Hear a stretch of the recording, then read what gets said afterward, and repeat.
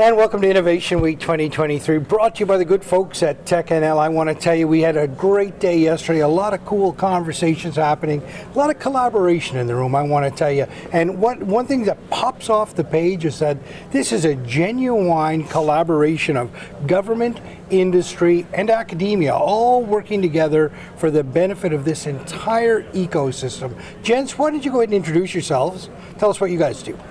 I'm Craig Tucker, president of Kean College. I'm Steve Taylor, Executive Vice President of Kean College. Now, Kean College finds themselves front and center in this conversation. There's no doubt about it. Government has released funding to kind of upskill the labor force in a direction that I think is greatly needed, certainly benefiting this sector. Talk to me a little bit about the importance of the government leaning into this to open up that funding. Yeah, I think fundamentally for us, both Steve and I have been around the tech space a long time, and this is really an opportunity where we can get our digital workforce where it needs to be. And so government, the federal government in particular, with support of the provincial government, really stepped up to the plate. This was a national RFP call, and in combination through TechNL and a number of partners, including us, I think we're one of the major partners in this process, submitted a bid roughly about 2 years ago now. And it's really a bid that will make a significant impact on the future workforce for tech. And as we know, there's been a massive skills gap inside the sector. And so really the entire project is designed to fulfill that skills gap, shorten that gap itself, and make sure it gets people trained and ready for the future. Now, I know Kean to be already creative and innovative in the way they train and educate people. How did you shoehorn this program into the Kean model? So we've been working on innovative ways to deliver education since we took over 5 years ago. And one of the things that we created was a subway model, which is a flexible way of delivering education. The workforce has changed so much in the last 5 to 10 years, and COVID was really an accelerant of that, where now people were working remotely, and that really exposed a skills gap, a digital skills gap, and create a different connectivity point. So we needed to create something new to meet the learner where they are and to meet the employer where they are. And so when we were conceptualizing that, it really fit the mandate of the ESDC project to really create digital upskilling workforce. So it wasn't like a shoehorning, it was actually just a beautiful natural fit with the vision of the government and where we wanted to take education in terms of online delivery, greater access to people to all corners of our province, because this isn't just a St. John-centric program. This touches every part of our province, which is absolutely crucial.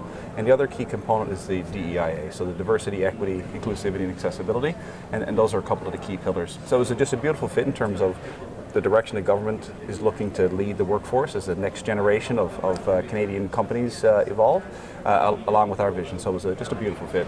Yeah, although we're talking tech in town here, you like that? Talking tech in town. It's just one stop along the subway that you guys have created 100%. For the entire province, Newfoundland and Labrador. Tell me exactly now, what are the offerings? Can you give me that in a bit of a nutshell? Yep, happy to do that. So there's really, and we're about, I'll say, 2/3 of the way through the project. So this thing has been, the engine's been roaring, so to speak. But we were to deliver 240 software developers to the market. So that program, the last cohort begins in January. We were also to roll out 105 digital administrators. So both of those are full-time post-secondary programs. And I'll turn it to Steve to maybe talk about the micro-credentials, because he's been heavily engaged in that micro-credential piece. Yeah, so tying into the last topic we discussed, how do we deliver education differently?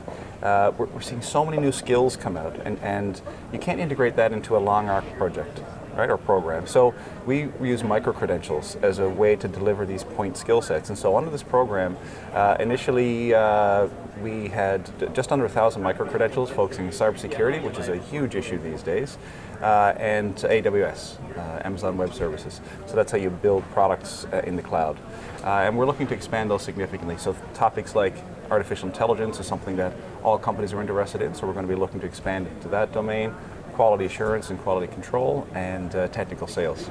As you said earlier, it's a big tent here. Everybody's welcome in here to be Absolutely, a part of this Yep. thing. How do they get access to it, and what are the costs associated with it? Well, I think that's the beautiful piece of this, Yeah. right? Is that at the end of the day, out of the entire 30 million plus that's coming through via TechNL out to its partners, it doesn't cost the learner a cent. So if you're somebody that wants to go back and do a post-secondary program, you can do this free of charge. There's zero cost to the learner on the other side. So it's full scholarship, tuition scholarships along the way. On the micro-credentials, exactly the same. And that's designed more around the employers and the tech space itself. So anybody that's an employer out there that wants to put their staff through cybersecurity, technical sales, et cetera, there's zero cost to the employer. And so that's the beautiful part, is that the federal government really leaned into this in a significant way, put some money where their mouth was and said, look, go and get your workforce educated.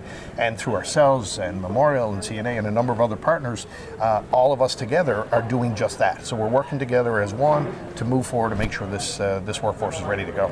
This is the largest academic collaboration, like ecosystem-wide, this province has ever seen. I would suggest Canada. Yeah, absolutely. For sure. It's absolutely incredible. Yeah. All the partners have stepped up. Florian showed an amazing graphic yesterday, how TechNL has changed. So companies want this kind of a rapid growth curve, right? TechNL has been managing a $4 million portfolio. This year it's $40 million. Yeah. Right. So it's an L-shaped curve. So that just shows the incredible impact that this is having. And we will see the benefits of this for years, if not decades to come. Yeah. We have a major influx of digital literacy and digital skills training into this province right now, helping companies that are already on that growth curve, but it's also going to seed the next generation of tech companies that are coming out. Because one of the barriers to growth is, of course, having people. People are the lifeblood of an organization, and now we're training those people and giving them skills to not just compete provincially, but nationally and truly globally, which is really, really exciting. Now, I know you guys got a view of this thing from the boardroom and 30,000 feet up, but I know you both to be kind of pretty personable fellas, so you must have interaction for people that have gone through the program. What are they saying about this model and the type of education they're getting? Yeah, I think if you were talking to a student in a post-secondary program, if you're talking to employers that have put staff through, I think collectively they're all very, very pleased with the ability to do this at no cost, right? And I think fundamentally, that's transformative as an industry, and this sector is booming. And in fact, I would argue in this province today, the province is booming. And when you look across all jurisdictions, whether it's mining or with the municipalities, NL Conference was here last week, that everything is going gangbusters there. This province is on fire right now, but it needs workforce. And the only way to get that is to really find what we like to say curated learning, solutions-based education, things that we can do to make sure that the learners and the workforce is ready to go, and really that's what this is all about.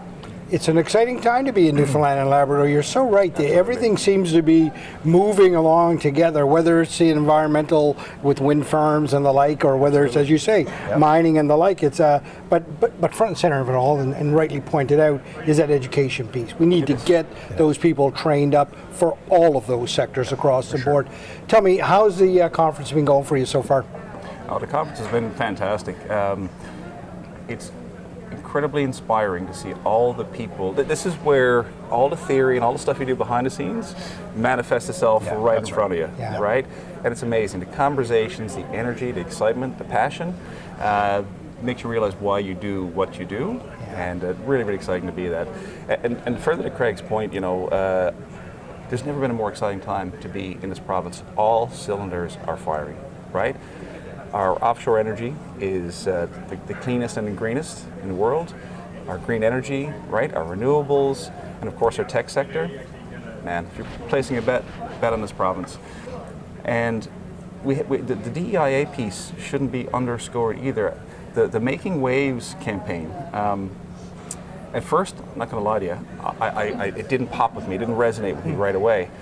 Until I sat back and realized that this is a perspective being brought, in particular by Florian, right, the CEO of TechNL, about how much we should appreciate the natural beauty that we have here. Right. Right? So they always say the last place you're famous is at home, right? Well, the last place you appreciate is home as well. Right. It's actually given me a reinvigorated perspective on the province and the natural beauty we have.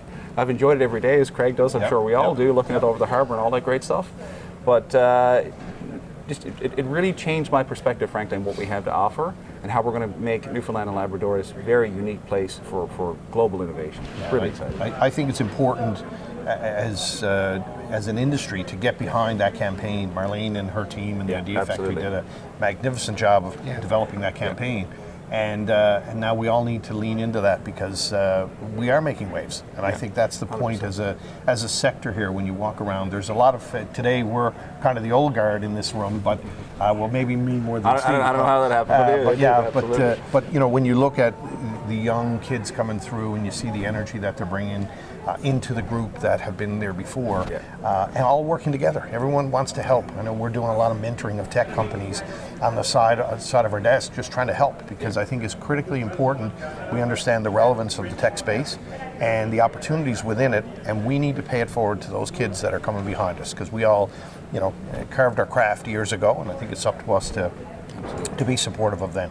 Well, gents, you can feel your passion when you talk. It's unbelievable about how proud you are about where Newfoundland and Labrador is going, and the exciting times and the opportunities and the optimism. It's all there. I really appreciate you being in conversation here today. But I also want you to know that we really appreciate your leadership. We really do. You're leaders in this ecosystem and beyond, and we certainly appreciate it. Thanks very much for being on the show. Thank you very much. Absolutely.